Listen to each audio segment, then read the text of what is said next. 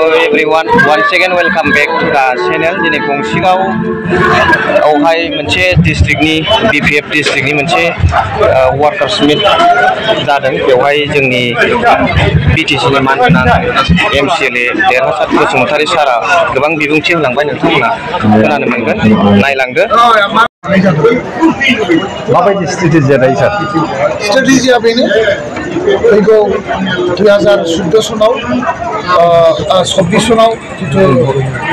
गोदान भारत सरकार दानायनि बे लकसभानि जेनेरेल इलेक्शनाव BPF राजनितिक दोलोआ क'क्राझार लकसभा आरो उदालगुरि लकसभा बे मोननै लकसभायाव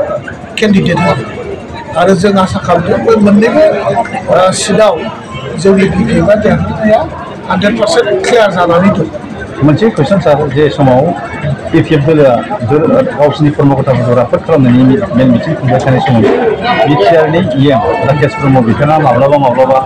हाग्रामा महिलानि सायावबो BPF दोलोनि सायाव ओंथि गैयै बाथ्रा बुंबाय थायो बे बिथिङाव नोंथाङा सासे MCLA सार बा अफिसनि दैदेनगिरि हिसाबै मा फोरमायो बिथाङा बुङो माब्लाबा हाग्रामा महिलाया उमुक ABCDXY बायदिसिना खोथा बुंनानै बिबुंथि बेथ' आरो ओंथि गैयै राव बुंनायनि सायाव आरो जोंहाबा माबा बुंनांगौ थायो दि जाय मानसिखौ नोंथाङा बुंदों बे मानसिया हयथ' माने आधा आधि खर'आनो गाज्रि बे मानसिनि सायावलाय जों मा आर्गुमेन्ट होनो दिनै BPFआ BPFखौ बेयो सेस खालामनो बुंदों हागोनसो हाबायसो BPFखौ मा लांखानो जोबनांगौमोन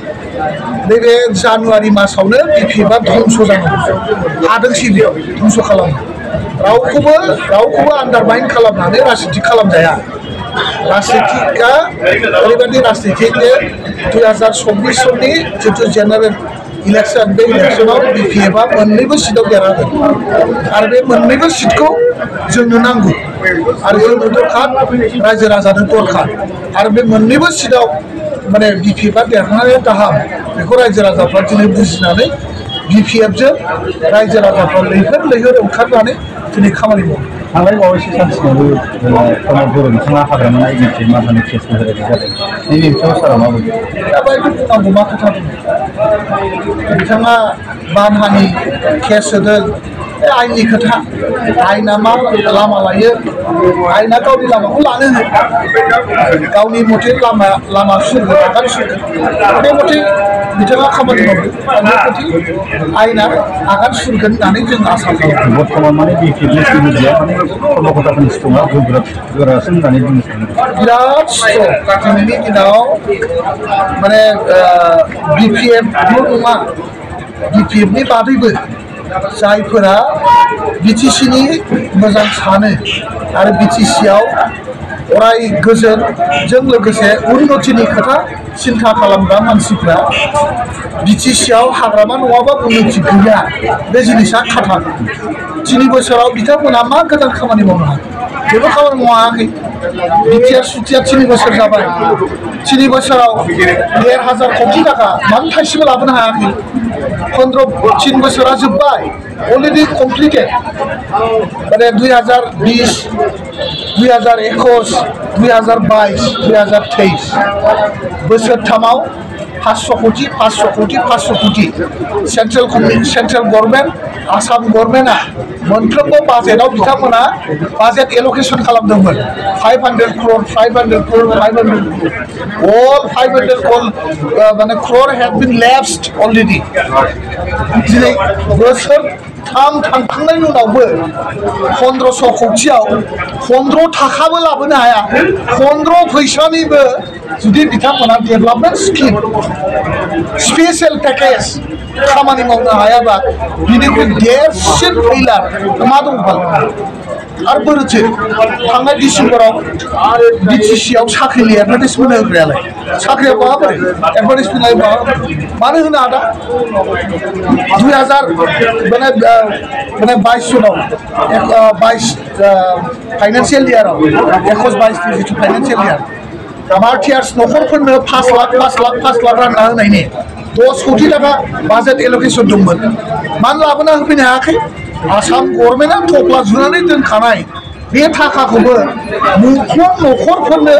राननानै होफैनो हायै बेनिख्रुइ देरसिन फैला सरकार बबे दुनियाव थाथाव देग्लायनि बाजेटआव देग्लायनि माबायाव फाइनान्सियेल इयाराव 25 crore दङ मोनफ्रोम न'खरनो 5 लाख रानना होनो दिनैसिमबो मानो लाबोनो हाया दिनैसिमबो मानो रानना होनो हायाखै बिथांमोनाथ' बुंदोंमोन नै बोसोर गोदान फैनाय लोगो लोगो मोनफ्रोम न'खरफोरनो 5 लाख राननानै होथानसै डेभेलपमेन्टनि बांग्रि बावथानसै बहा बोरै डेभेलपमेन्टनि बांग्रियालाय बहा थांखो बिसिनि मिसनालाय बिसिनि मिसनजोंथ' जायाना भिजन थानांगौ भिजनासो आसोल ओरैनो मिसन मेला खुंबाय थानानै बड'लेण्डखौ डेभेलप खालामनोसै माथो निखन कम्पानिनि गेजेरजों बिथांमोना बिके बासनि हानजाखौ जेब्लाबो जाखांनायनि खोथा बुंबाय थायो आरो रायजो राजानो रानना होबानो जाबाय ना रिपर्टआ अडिट रिपर्टखौ माथो रानना होनो हागोन निटकना जुदि अडिट होबायब्ला रिपर्टआ जुदि ओंखारबायब्ला बेखौलाय लेखा सादायाव साफायनानै माने मा होनोमोनलाय रायजो राजानो गुवारि होनानै रानना होजोबबानो जाबायना जों रायजो राजाया फरायनानै नायगोन रायजो राजानो रानना होथोंलै अडिट रिपर्टआ मा अडिट बेलाय सोर बेलाय निटकना सोर बेलाय जोंनि बिटिसि गभर्नमेन्ट 6 शेड्युल एरियानि जोंनो इलेक्टेड गभर्नमेन्टनि बाहायनाय फैसाखौ हिसाब खालामग्रा सोर बेलाय जोंनि हाग्रामा महिलारि सारा 2020 सनसिम बिटिसि सालायदों 20 सनसिम अडिटआ अलरेडि क्लियार गावसिनासो नै दाबो जमा होआखै गावसिना बोसोरथाम 3 फाइनान्सियेल इयार थांनोसै 3 फाइनान्सियेल इयारनि रिपर्टआ अडिटआ दाबो इजियाव जमा जायाखै इजियाव जमा होदो अडिटआ फैदोंसै अडिट मोनखांनायनि उनाव नुदों हाग्रामाया जाख'दों ना प्रमद बर'आ जाख'सिगोन जेलाव सोर थांगोरो हाग्रामाया जेल जागोरो ना प्रमद बर'आ जेल जागोरो रायजो राजाफ्रा नायगोन ना नङा होमबा अडिट मोनबाय होनदों अडिट ओंखारबाय होनदों अडिट ओंखारबायबालाय वाट्सआपआव रानना होजोबदोंलै रायजो राजानो जों फरायनानै नायजोबथारनोसै हागोनफा बेबायदि फोरोंगिरि थिसननायनि बेलायावबो बिटिसिआ निल जानानै थादोंमोन बा डिसक्रिमिनेसन खालामजादों बेनि बेलायाव मा बे गभर्नमेन्टनि सायाव जेबो आसा खालामजाया जेबो आसा खालामथावथाव जेबो माने परिकल्पना बा माबा मोनसे मोजां जे खामानि मावगोन जों बेखौ आसा खालामनो हाया गतिके दिनैनि दिनाव बिटिसिनि रायजो राजाफ्रा 2024 सननि एमपि इलेक्शना माला फैयो 2025 सनाव बिटिसिनि इलेक्शन फैगोन 2025 सनाव बिटिसि इलेक्शनाव जाहाथे हाग्रामा महिलारिखौ गोदानै आरो दायित्व होनानै बिटिसिनि सिट बानायफिननानै बिटिसिनि उन्नतिनि खामानि मावो बेनि थाखायनो दिनै जों ज' जागोन थेंक इउ सार स्पिचखौ नोंथांमोना खोनानो मोनबाय निटकने পার্টির সিদ্ধান্ত মতে আমি 2024 যিটো লোকসভা নির্বাচনত কক্ৰাঝাৰ লোকসভা আৰু ওদালগুৰি লোকসভা এই দুয়োটা লোকসভা সিটতেই আমি নিৰ্বাচন খেলিম আৰু খেলি পেলাই এই দুটা সিটতেই বিপিএফৰ সাংসদ বনোৱাৰ ইতিমধ্যে যোজনা আমাৰ অডিট কৰিছে বুলি কৈছে যদি অডিট ক্লিয়াৰ হৈ গ'ল এইটো মানে হোৱাইট পেপাৰত দিব লাগে হোৱাইট পেপাৰত দিলে ৰাইজে গম পাব ৰাইজক দিয়ক না লিখিত আকাৰে প্ৰচাৰ কৰক ৰাইজক বিলাই দিয়ক তেতিয়া আমি ক'ব পাৰিম আমাৰ চৰকাৰৰ যিটো অডিট 2020 চনলৈ আমাৰ হাগ্ৰামা মহিলাৰী দেৱে বিটিচিখনৰ শাসনভাৰ লৈছিল আৰু তেতিয়ালৈকে পোৱা যিটো চেণ্ট্ৰেল গভৰ্ণমেণ্ট ষ্টেট গভৰ্ণমেণ্টৰ যিটো টকা পইচা ইয়াৰ যিটো কাম মানে আয় ব্যয়ৰ হিচাপটো আমাৰ ইতিমধ্যে কমপ্লিট হৈ গ'ল মানে ইতিমধ্যে একাউণ্টেণ্ট জেনেৰেল আসাম গুৱাহাটী এইটো আমাৰ ক্লিয়াৰ হৈ গ'ল এতিয়া 2020-21 2021-22 আৰু 2022-23 এই তিনিটা বাৰ্ষিক বৰ্ষৰ তেওঁলোকে ইতিমধ্যে পইচা পুঁজি আনিছে কাম কৰিছে ইয়াৰ যিটো বছৰে বছৰে হ'ব লগা অডিট এই অডিটখন তেওঁলোকে এতিয়ালৈ মানে বুকছ অফ একাউণ্টছটো তেওঁলোকে ইজিলি জমা দিব পৰা নাই এতিয়াহে দিব আৰু এতিয়াহে দিছে বা দিব দিয়াৰ পিছতে এজিয়ে ইয়াৰ অডিটটো কৰিব অডিট কৰাৰ পিছত দেখা যাব তেওঁলোকে কিমান ইলিগালিটি কৰিছে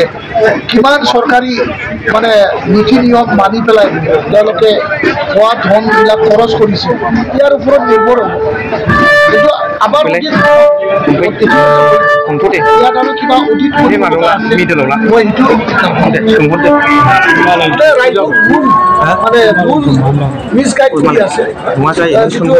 অডিটৰ যিটো শব্দ যিটো অৰ্থটো মানে মিছ ইণ্টাৰপ্ৰেট কৰি আছে অডিটৰ যিটো শব্দ মিছ ইণ্টাৰপ্ৰেট কৰিছে বুলি মই ধাৰণা